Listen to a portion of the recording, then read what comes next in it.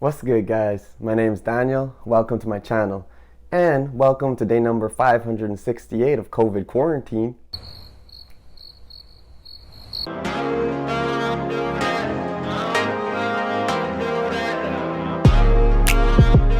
So originally I was planning to launch this channel reviewing some other interests that I have and detailing those, and that will come at a later time. But for now, I'm going to touch on something that's quite personal to me, something that's been affecting my life for a while and I know affects a lot of other people, and that is the diagnosis of psoriasis and psoriatic arthritis.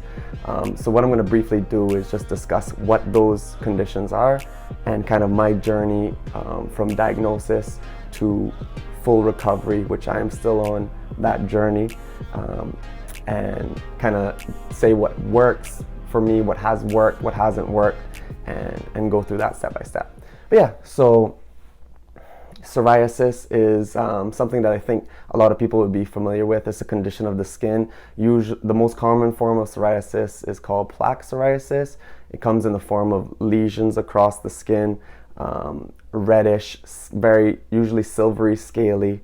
What a lot of people don't know is that there's another kind of adjacent condition called psoriatic arthritis, which is basically a form of psoriasis that attacks the lining of your joints and various places in your body, causing widespread inflammation, making it very difficult to move about on a daily basis.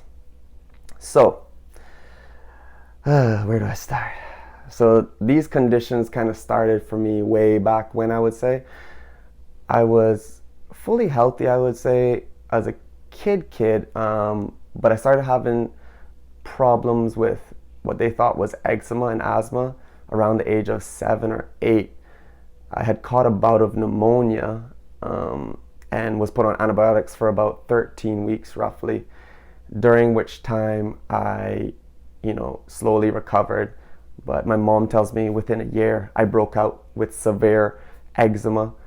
All of a sudden I had severe asthma, allergies, etc. And from about the age of 7 or 8 till about 12, things were pretty rough, to the point that at one stage I was hospitalized for about 2 or 3 weeks in Miami Children's Hospital, and I was later told that they thought I might not make it because of how bad the condition had gotten. Anyway, fast forward a little bit, around 13, 14, I guess the hormones kicked in. I had a growth spurt and the condition started to subside. I started to get more physically active, got involved in a lot of sports. The eczema was still there and asthma as well, but things were definitely dissipating over time. I wouldn't say that I was really limited athletically or kind of quality life. The quality of life I had really wasn't very limited by these conditions from about 13 to probably my early 20s. So yeah, in college, for those of you that have enjoyed the college experience, what that often entails, quite a bit of partying and socializing and stuff like that, and those kind of practices is what I would say drove the conditions mainly to get worse and worse over time. I actually attended university in England, and it was kind of during that period the skin really started to worsen. So from about 20 to 22, 23, things really started to get bad. And during that time as well, I was actually president of a kickboxing club throughout university and competed in kickboxing regionally in the UK as well. During that time, I slowly acquired what seemed to be a few joint injuries. So at one stage, it kind of started with a sprained ankle that never went away. Then I had a injured knee, and then injured kind of mid-upper back, which used to kill me at one stage. But yeah, so they slowly accumulated over time. It's like I would get a minor injury that would never fully dissipate or heal, but instead it would just lower, like the level of pain would slightly lower and just remain with me. It wasn't until, I started university in 2011, sorry for the confusing timeline. It wasn't until about 2014, the summer of 2014 specifically, when things started to get really bad. I was doing some work around the house and was lifting some heavy items and stuff, and I kind of twinged my lower back, something, you know, pretty common for people doing sports and who are doing anything really physical at some stage, right? But the problem with this injury, it never really seemed to dissipate. The funny part is that happened in August. In September, I actually started my master's at Cambridge University, during which time my condition proceeded to get worse and worse. So from August till about early November, I went from having pain in the low back to all of a sudden my shoulders were hurting, my elbows were hurting, wrist and ankles as well. So it was like something was going on. Pain was spreading throughout my body. You know, I was going to the doctor, the local GP at near my college in Cambridge at that time, but they really weren't too helpful, to be honest with you, and they didn't seem to be quite aware as to what was going on. I remember I did a rheumatoid arthritis factor test, which is a common blood test for those who might test positive for that. Conditions of rheumatoid arthritis seem to be quite similar to psoriatic, but then in a lot of ways very different. So that was of no value. That came back negative, of course. And yeah, long story short, I was forced to drop out my master's because by that stage, I could literally barely hold a cup in my hand. I could barely walk around my college, much less continue my education. So yeah, 2014 ended kind of rough, to say the least. So dropped out of my master's because of this condition. Felt like I was pretty much dying, didn't know what was going on. My body was slowly breaking down. Ended a long-term relationship that year as well. Had no job to return to. So yeah, safe to say, had quite a ride. But anyway, so fast forward a little bit, 2015, around, I think it was April or May that year, I finally got in front of a rheumatologist, finally, after about 3 or 4 referrals from different doctors. I remember I saw orthopedic specialists, neurosurgeons. Some of these doctors offered to do crazy stuff like operate on both of my elbows since they were both hurting. But I'm like, why would you operate on both elbows? Like, it seems kind of random that my whole body, every joint in my body is starting to hurt, right? Yeah. Anyway, finally got in front of a rheumatologist. Literally, I'm not even kidding you, within 10 to 15 minutes. Diagnosis, psoriatic arthritis. And for me, I didn't have the traditional plaque psoriasis, the skin issue, which if you're wondering where it's at right now, you could kind of see some of the leftover scars, and I have them in different spots, were more like eczema, they look more like eczema basically. So they weren't quite certain about psoriasis from that perspective, but at that time I actually had severe, what was then diagnosed as nail psoriasis. So there was severe pitting in the nails and actually psoriasis under the nails, which is very one of the telltale signs of psoriatic arthritis, which I then found out. So yeah, diagnosed then. You know, I think I went through, as most people do, went through a stage of denial. Oh, I don't have that condition. You know, yeah, this is just going to go away on its own, despite being in pain for about 8 or 9 months straight at that stage.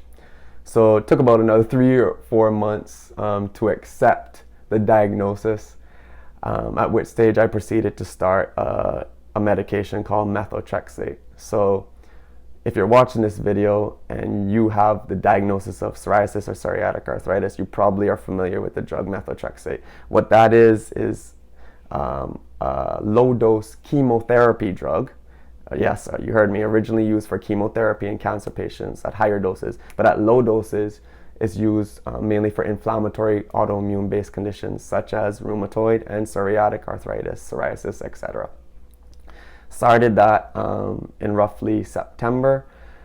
Throughout that time, I had been doing various stuff because the skin was out of control, the pain was out of control. I was using topical steroids. I was taking prednisones for maybe 6-week stints at a time, oral prednisone that is. And these things kind of kept me going to the point that I could hold down a job. I was seeming to move forward slowly but surely. And after about 6 or 7 months on the methotrexate, so fast forward at this stage to early 2016, I finally got to the point where I felt not normal, not pain-free, but I could return to the gym to at least do some form of workout. And once I got in a good kind of stint at that stage, so that was, like I said, early 2016, I proceeded to go back to some of my older lifestyle practices and stop the methotrexate, because I would have been, 25 that year, and the younger you are, the more you feel invincible. So I figured, well, I'm getting better now, might as well jump back in. Not a smart move. Anyway, had a pretty good year in 2016. Was not pain-free by any means, was not feeling normal, but just so much better than the previous year. So felt like I was moving forward until later in the year. Had a bad flare-up in the spine area, sent me spiraling back down again. At that stage, I reconsidered going back on medication. Didn't start methotrexate right away again, but instead, the rheumatologist this time put me on Humira. The reason is Humira was safer for the liver. I had slightly elevated liver enzymes on methotrexate. So was on Humira for about 6 months.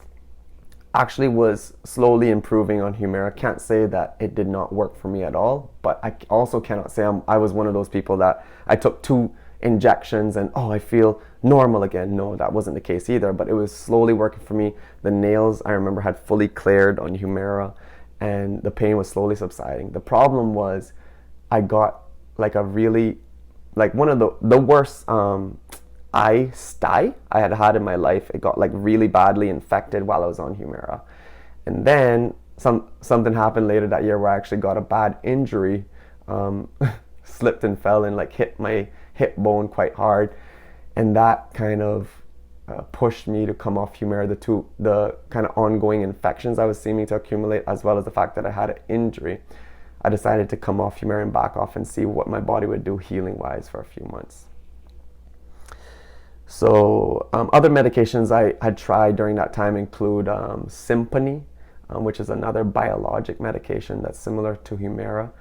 I had done, I think I've covered everything I had done. So methotrexate, prednisone, Simponi, and Humira at that stage.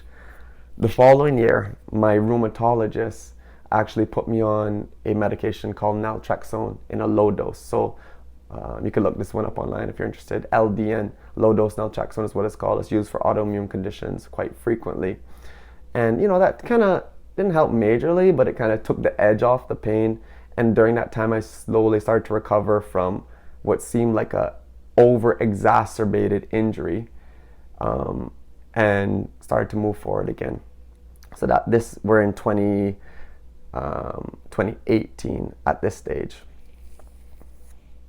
So 2018, I'm on low-dose naltrexone. Instead of going back on methotrexate or Humira, this time they decided to put me on cyclosporin. And cyclosporin got me to about 75-80% within 2 to 3 months, to be honest, what I would consider normal. It kind of, the places that I was injured or had any issues with, both in joints and skin, began to improve.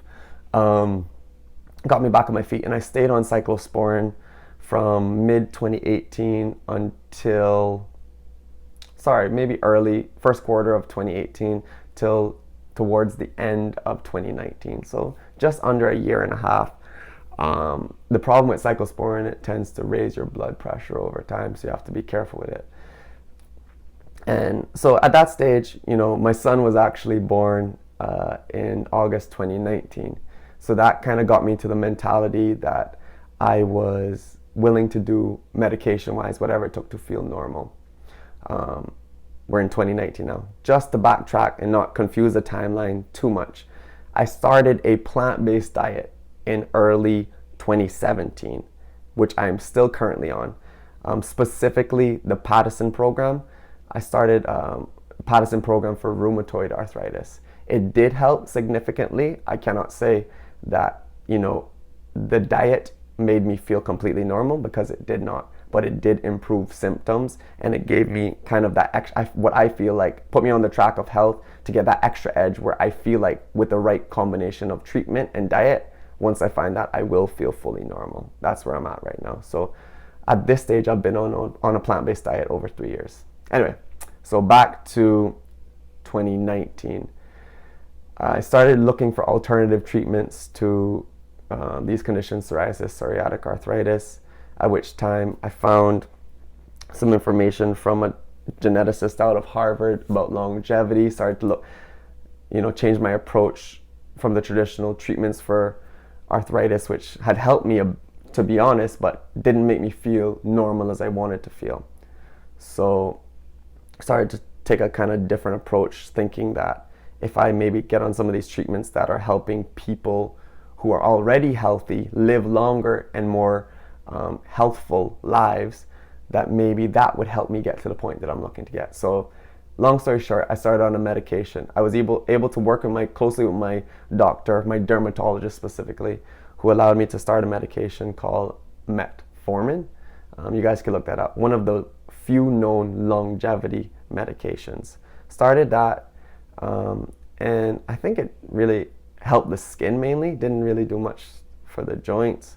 Fast forward, with the metformin, I was able to stop topical steroids for 6 months straight for the first time that I can remember. So I had been taking topicals on and off since I was 7 or 8 when this first started back in the beginning.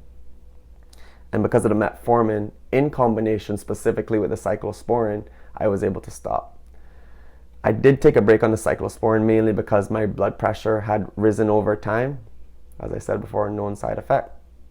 But as I took a break and came down, I was able to start that back again. Anyway, so we're in 2020 now. Long story short, I've come off the cyclosporin. I am back on a very low dose of methotrexate, still taking the metformin combination, which seems to be working pain-wise at the moment. But also I've just introduced a new medication into the equation called Otezla. Otezla is actually the first medication I've taken since diagnosis in 2015, so over 5 years at this stage, that is specifically created for psoriatic arthritis and psoriasis. So I literally started the starter pack today. So what I'm going to be doing is posting an update. First, I'm going to post an update in 2 weeks after the starter pack is completed. Then I'm going to be posting regular updates on how that is actually going for me overall. But yeah, so long story short, I am on a healing journey where I feel today in 2020, June of 2020, is miles away from where I started back in, late 2014. Felt like I was dying back then. Now it feels like I'm near the point that I want to be, almost to a normal state, but just I still have these little niggles in my joints. The nails are almost fully normal, as you could see here, but they still have little signs of pitting and so forth. Forgot to mention also, I've dealt with severe allergies, specifically to shellfish, dust, etc. What I've found in research is there's a high link between atopic conditions such as eczema, dermatitis, asthma, allergies, and other autoimmune conditions such as psoriatic arthritis. And I guess, lucky me, I fill the check boxes. But anyway, so I'm going to be posting and kind of updating on my journey with Otezla specifically for now. And yeah, so I hope you guys enjoy this content. If you are wanting to see further details of how I do on this drug, feel free to subscribe, hit that like button, click a share. Really appreciate it, and come back for more. See you guys soon.